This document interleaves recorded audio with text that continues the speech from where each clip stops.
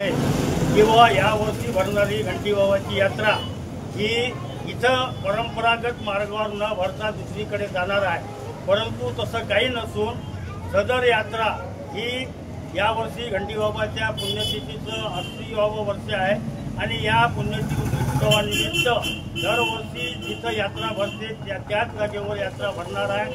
फक्त एकच प्रॉब्लेम आला प्रशासनाकडून की दिनबाई शाळेतली जे झुला आणि मीना बाजार लागतो तर त्यांचं प्रशासनाचं असं म्हणणं आहे की बुवा तिथं ट्रॉफिक जाम होते, समोर ग्रामीण रुग्णालय आहे आणि रुग्णवाहिका नेण्यासाठी सुद्धा त्रास होतो। यामुळे सदर जागेऐवजी बुवा पर्यायी जागा तर कोणती असेल तर त्यांनी 2-3 जागा प्रस्तावित केलेल्या आहे।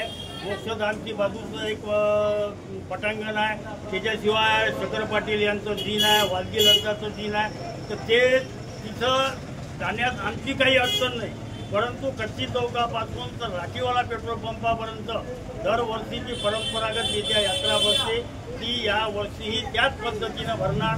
फक्त संभ्रम एका जागेचा आहे, तो संभ्रम उद्या बहुधा प्रशासनासोबत जे संवाद ठेवलेला आहे संस्थांचा त्या संवाद सभेमध्ये उद्याच्या प्रस्तावावर काय तोडगा निघते हे आपल्याला कळविण्यात येईल।